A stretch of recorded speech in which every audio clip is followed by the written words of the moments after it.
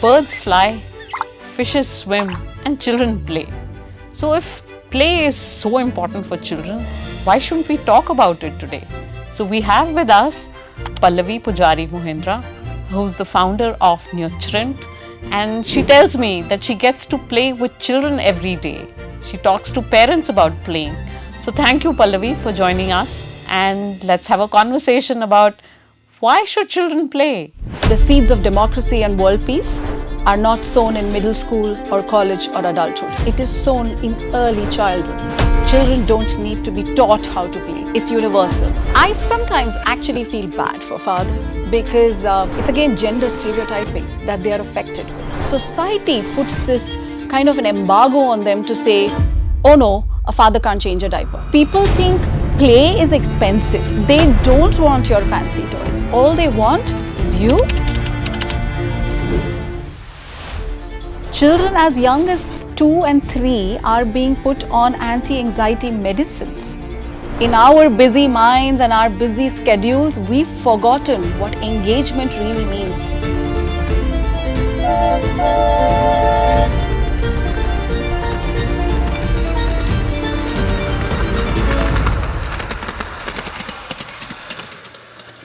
Since you work with parents, you see children play every day. And I'm reminded of my own childhood. We used to go out and play every day.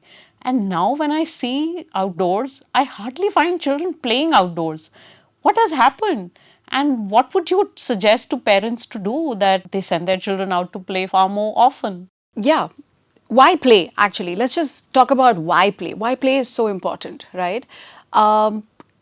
Today, we're sitting on a huge bank of knowledge here, thanks to all the evolutionary scientists and the psychologists who worked on these various theories of play, of how play helps us. It's well established that nature has a rule of natural selection, right? And this ability to play has survived this rule of natural selection. So clearly, nature does think that this is important. Play is important.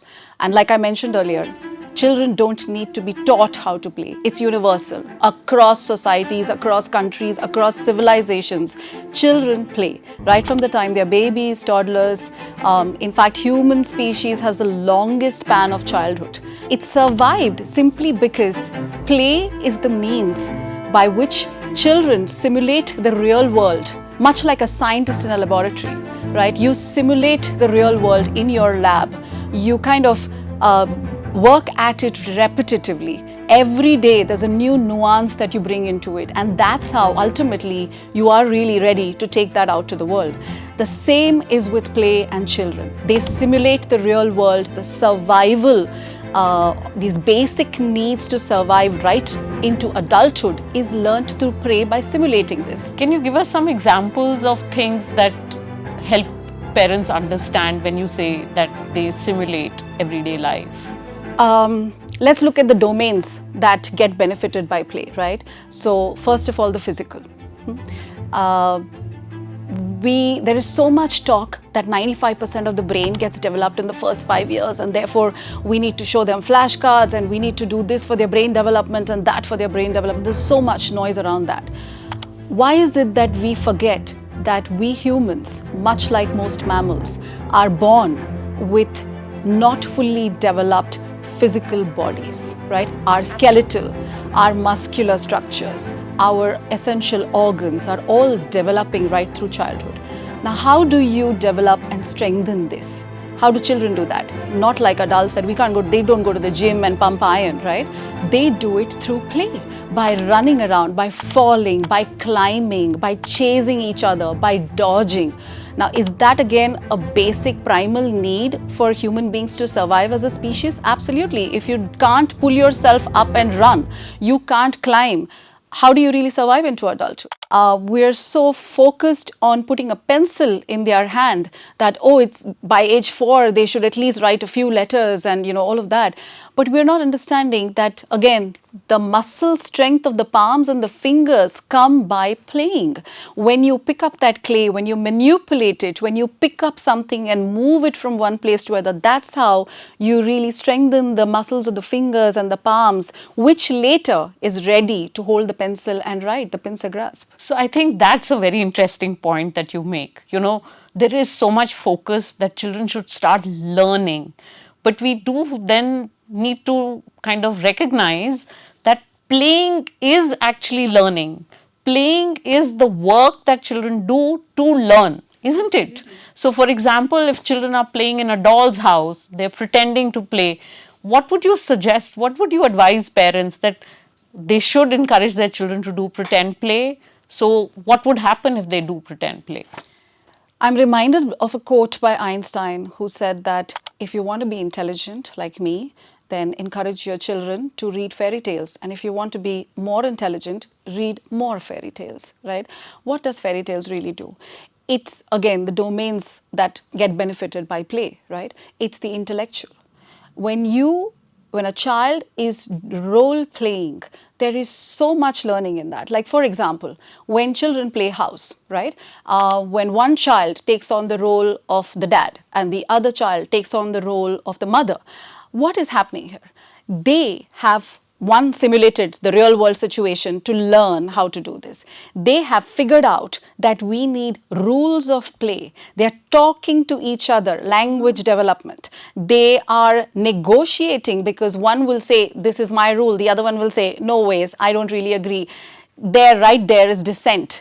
Right? They figure out a way to play because they want to play with each other. So you have to kind of give and take that fine balance of negotiation, right? And ultimately to be able to play. Now, there is so much emotional learning there. There is so much social learning, which I think is the basic, again, premise on which human beings survive, because the ability to get along with each other, right? Like, I'm reminded of my teacher, Dr. Stuart Shankar, who used to always say that the seeds of democracy and world peace are not sown in middle school or college or adulthood. It is sown in early childhood. When children are playing, they are figuring out how to get along, reading the non-verbal cues, right? That, like if you're playing superheroes, for example, right? Is one really going to kill the other? Absolutely not. You have to figure out, how much do I push? How much of the sword fighting is acceptable for this person? What is this person's threshold, right? Otherwise, the play stops right there. Yeah. So, all of this figuring out is happening between children when they are playing. Or individually also when a child is playing. There is so much intention, right? Even if he's making a sandcastle, for example, there is so much intention with which the child is making that castle, knowing very well that the water will eventually come and the castle will perish. Yeah, that's interesting.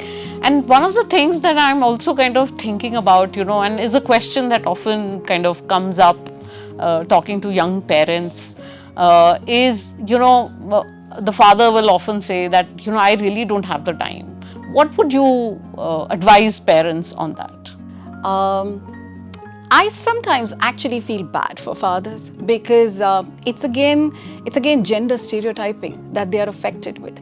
I personally know of a lot of men who really want to be there, who want to be equally involved, but society puts this kind of an embargo on them to say, oh no, a father can't change a diaper, right? And that usually comes from the women in the household. They will immediately stop the father to say, oh no, तुम क्यों diaper change करोगे? मैं कर देती हूँ, right? Okay, if your wife is busy, I will do it. And he really wants to do it. And why shouldn't he? Because it's his child. And likewise, when fathers take their children out, especially their daughters out to, say, a play date or a birthday party, it's like, oh my God, this father is so cool, right? But the mother is doing that every single day and there is no pat on the back for that, really. So there's a flip side to it, that fathers really want to show up, but there's this constant pressure that they're not needed. It's okay if you're not around, but I think that fathers being present is so vital for children, especially for girls, right? Because their relationship with their fathers, daughters, is the first relationship with a man that they have. And how that man treats their mother, how that man treats her, is going to set the tone for the rest of her life. because she will then not accept anything less than what her father did for her. That's true.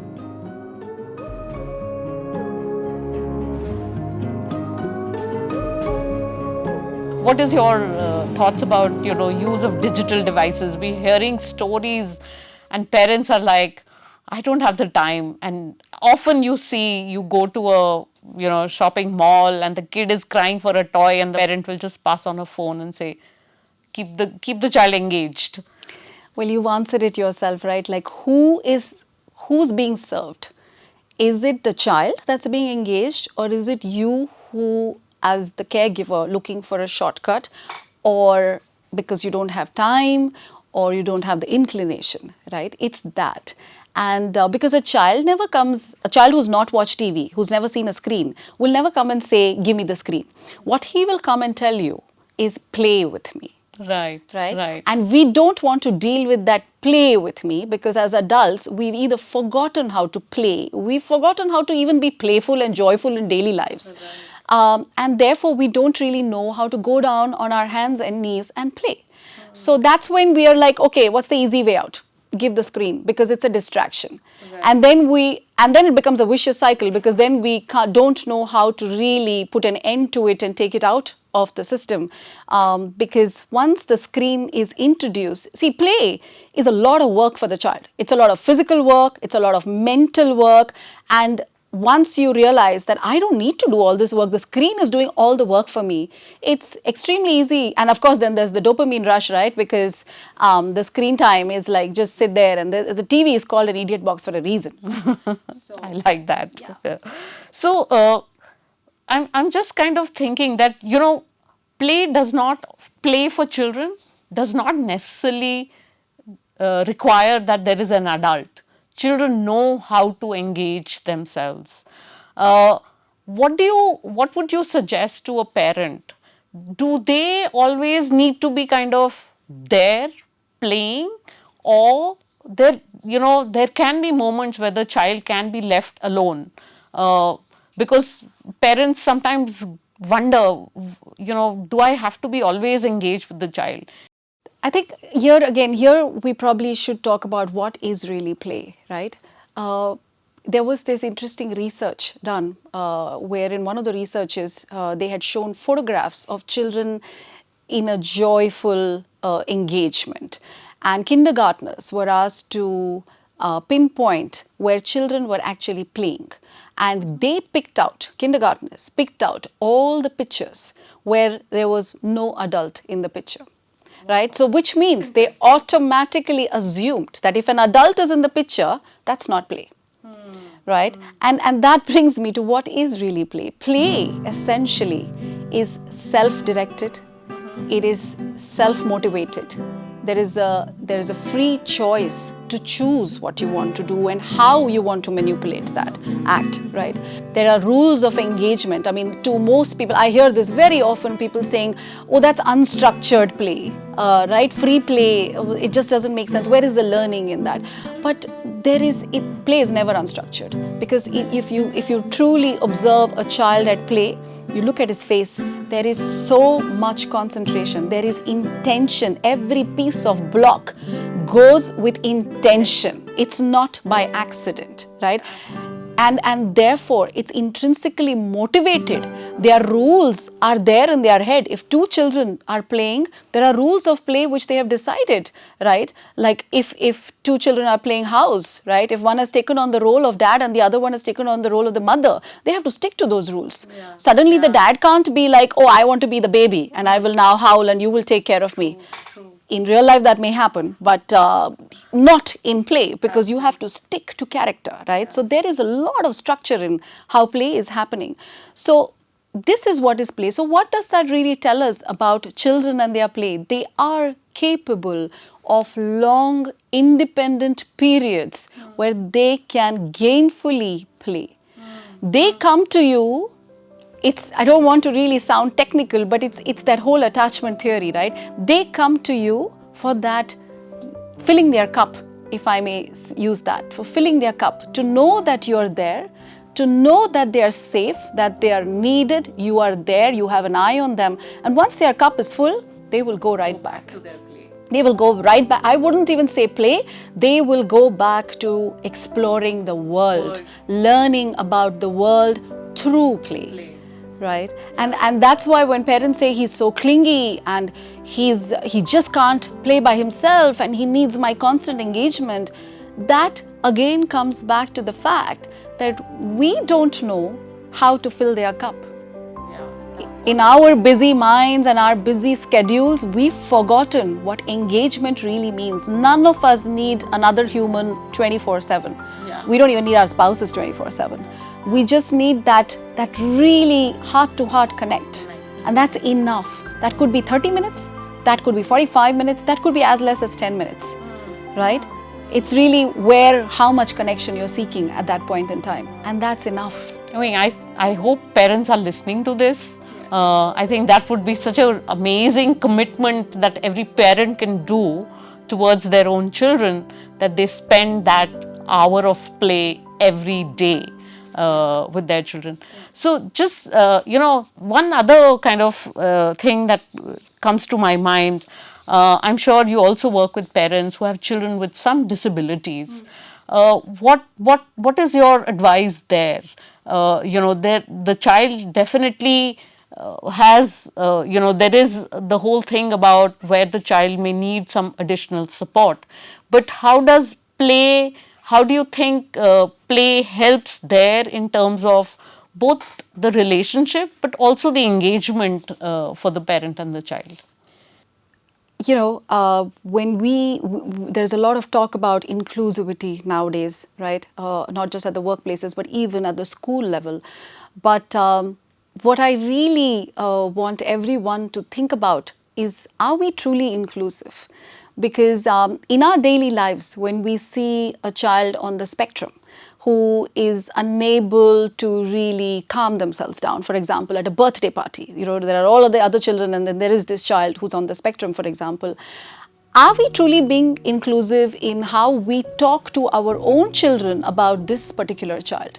And that goes the same for school. Are we really being inclusive by bringing them right into the classroom, encouraging them to get involved in the play? Of course, they have their needs and we are very mindful of that. But I just feel sometimes there is so much learning, not just for that child who's neurodiverse, but even for the neurotypical child in an inclusive setup, right? Because children by nature don't know how not to be anything but inclusive, right? It's our thoughts and ideas that we project on the children, which ultimately make them realize that, oh, there is something amiss. So I'll give you an example. There used to be this boy who was on the spectrum and who obviously had speech delay as well. And the children in the classroom were very intrigued and they would be like, "Auntie, why does he not speak to us?" And I would always say that maybe he doesn't have anything to say right now to you. The day he has, he will. Right? And they got it, and that was enough for them. And the youngest in the classroom would take these books which had those, the single letter words, bird and rat and, cat and things like that, and they would go to him and they would show him, point him pictures, right? So it's that. It's how you really foster this inclusivity. They have their needs, yes, they will do the therapy, yes, all that will happen, but play is an amazing way in which you really bind the world together and really let children figure out the uniqueness that each child comes to the classroom with. Or within the family as well. Or within the family. As well. So, you're an educator, you work with parents and children, but the school that you run, the Tinkle Lab that you run, what is your advice to educators, who are working with children every day in their classrooms? I know that parents have a lot of aspiration, and at the end of the day, parents want to see how much my child has learnt. And therefore, how does the educator draw that balance between a parental aspiration as to what the program should really be delivering, which should be age appropriate? What is your advice to educators? What is it that they can do to make sure that there is playtime for children while they are at school? Right. I think the answer only lies in empowering the teachers, right? If we look at teacher training and go beyond simply teaching them classroom management, we go beyond that, and all this bank of knowledge that we are sitting on, if we are able to break it down and empower our teachers with the why, right? How the brain develops, why play is important, how it helps us as adults, the emotional well-being aspect of it. How does it help us with self-regulation? How does it help us to be a society which is inclusive? When we empower our teachers with this kind of knowledge, that's when you see how they will stand up and push back and be fiercely protective of children's childhood and be the guardians of their play. They will then be equipped to tell a parent, all's well. This is not a rat race to know your numbers, everything, the sooner, the faster, the better. No, everyone learns at their own pace. So Nisha, in which interview have you ever been asked at what age did you learn how to crawl, walk, talk, write, read? Is it even important? Nobody comes out of the education system illiterate. Yeah. We all learn how to read and write, right? Yeah. It's a completely different thing whether we come out educated, but read and write we all do. And it's really not important in the larger scheme of life. What is the point of all those degrees, the IITs and the surgeons, the neurosurgeons that we are, if just because someone didn't say a hi to me today and my world comes collapsing down because I'm like, oh my God, the world doesn't love me, this one doesn't love me. If you don't know how to emotionally regulate yourself and hold yourself together when everything is not going your way, what point, what use is this degree? Great. So, I know you've given us a lot of nuggets for parents, but just towards the end, one more time, I'd like you to kind of share with us, what are those 5 things that you would advise a parent of a child who's like 5, 6-year-old? What can they be doing, in order to ensure that their child actually has real play time and plays every day? I think first of all, it's that sanctity of time. Like actually be consistent and have a daily routine with your child. Let the child not be playing this guessing game whether today Papa is available for me or today Mama can switch off her laptop and come to me or no. Let it not be that. Dedicate that time to say that this is my sacred time with my child. And this is both for the father and the mother. Ideally, each parent should have their sacred time with the child, right? The quantity of that time is not what matters. What matters is the quality of that time. So that is one. Stick by it. If you say 5 o'clock, I will take the child down to the play area or the playground, so be it. You have to stick to it because this matters, A lot of time parents of teenagers say that, हमसे तो बात ही नहीं करते हैं, room बंद करके बैठ जाते हैं, right? When you were not around to listen to their little talk when they were toddlers, you think that they feel comfortable enough to come and do their big talks now? No, because your door was never open, right? I mean, literally your door was never open because you were on a call or you were on an email, right? And so I think one is that, really saying this is my sacred time and sticking to that routine. The second is switch off those devices. I mean, if you run a company, the company is not going to go bankrupt in that half an hour. If you are working for someone, your boss can wait. Nothing comes in between you and your child's sacred time. If we can switch off all our devices and say that this is my time, just you and me, that means a big deal to a child. Drop everything and play. Absolutely. The third is actually that, right? Go down on your hands and feet and knees and play. Even if you don't know how to play, if you've forgotten, a lot of parents have actually, like parents, even educators, have forgotten how to play. But play. Let the child take the lead. Anyways, you shouldn't be sabotaging their game. It's their play. You let them take the lead. They will tell you. You play by the rule, what they are telling you. Their rules, not your rules. Don't go and say, oh, that's not how we color with crayons. Let them figure it out. He's making a train out of it. Let him figure it out, right? You play. Most of the, there are times when I've seen that children, even when they are in play, they are seeking your eye contact. They time and again look at you to see if the parent saw this wow moment, because in his mind he's accomplished something super, right? And the parent is busy on the phone. And that little by little every day takes a chip off that distrust. It erodes the trust every single day, little by little. Really looking for. They want that. They don't want your wow. They don't. In the playgrounds you will hear mums and fathers all the time like, "Good job! Oh, good job!" No, they don't want your good job. What they want is, did you really see that yesterday I only went up to the 3rd stair and today I managed 5? Did you see that? And just that eye contact is enough for them, right? So I would say that. And I think the last is what materials, right?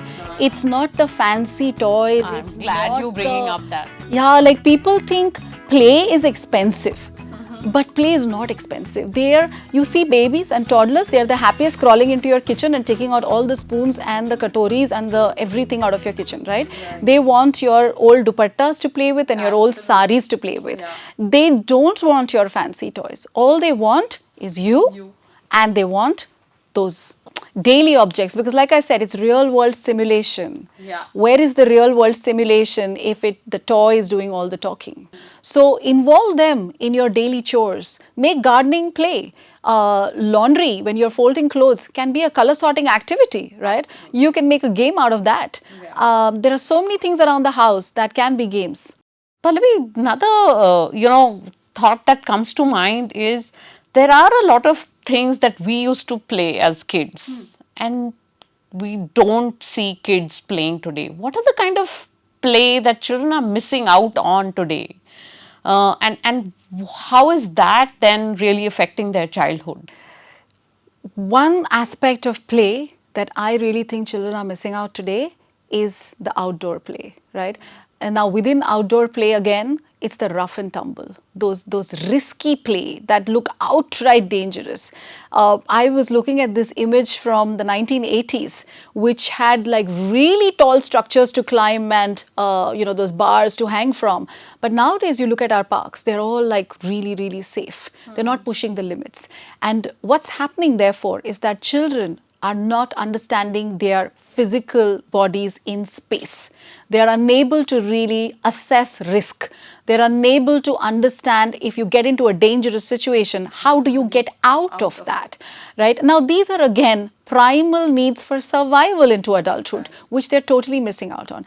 And the most important aspect is the emotional well-being, right? I mean, we talk of the, when runners do this marathon, why do they do that? Because it's the runner's high. It's the same for children. It's the adrenaline rush that when they really push their limits and try something dangerous. And I think that if children don't kind of try and challenge themselves, try and find a solution to a problem, they don't grow up as innovators. Not just innovators, Sunisha, we are seeing an unprecedented rise amongst teenagers today with anxiety, not knowing how to cope with stress. Children as young as 2 and 3 are being put on anti-anxiety medicines, right? All these ADHDs and it's simply because, again, we are putting the devices in their hand because we are unable to be there all the time. Yeah, and not actually giving them other things which they can manipulate and, do different kind of creative things around the house. Another thought, another question that I have, and this is more from an educator perspective who works with children. What would you tell them in terms of observing children in the classroom, when children are engaged with different kinds of play activities, how important it is for an educator to observe what children are doing during that play? How can that help an educator in planning and designing their own programs? I would like to bring in a quote here by Magda Gerber, who always said that be careful what you teach. You might be interrupting their learning process, right? And that's exactly what it is. Observing is a tool that I think, again, all educators need to be trained on. When to speak, when to keep your mouth shut, when to step in and when to just stay back, right? And let them figure it out. that's the key to your classroom, because when children, like we spoke earlier, when children play, there is a lot of intention. They are figuring the world around them. They are figuring their the daily things that are happening in their lives, right? And they talk to themselves when they play, or they talk to each other. Now, how they are talking, what they are talking, is for the educator to take notes on. That is the notes that you really need, because that tells you what's going on with that child, what's really going on here, what he's trying to figure. So that helps you not just in understanding his needs, his developmental needs, therefore what next? What is the prompt that you need here? Or what is the play invitation that you need to set up? You also are able to be that educator who makes the difference in the child's life by being that strong emotional support who is truly there to lend your calm to the child. Because again, the children who need your help the most show it in the worst possible way, right? And for an educator to understand that this child is not really testing my limits or trying to manipulate me or trying to, push my boundaries, he's basically just seeking connection. He's asking for help. And it's up to you, therefore, whether you're going to teach in that moment or you're going to model what calm looks like, what it is. So when you talk about being calm, de-stress and all, are you then also suggesting that play is a way through which children are able to address the stress, the trauma that they face in their life? Like, how does play help children? Absolutely, absolutely. Because again, when children talk, when they're playing, they're really trying to figure out, right? And here I just want to bring in an example. It's not trauma in that sense, but how we speak to our children. This one day when we were role playing that the child is the adult and there is another child who's not wearing shoes, and this child who took on the role of the adult suddenly went into a fit and went like, enough is enough, wear your shoes right now, right? And I was taken aback at that moment, and I was like, oh my God, nobody talks like this. But then, now that was my moment, whether I was going to be the teacher who says, oh no, we're not going to take that tone, or whether I was going to just sit there down with him and be like, when someone spoke to you like that, did you really feel bad? And when I said that, immediately you could see the stress coming back on the face. And then after a few minutes, when I left him with that thought, how he just softened and he was like, no, I didn't like it. And then we obviously spoke about it. And then we also spoke about, if we don't like it, should we do it to someone else, right? And that's what I'm talking about, the power of play and the power in an educator's hand, even parents, but educators more so, because parents can get away with good enough parenting, and that's great parenting, but educators can't get away with good enough.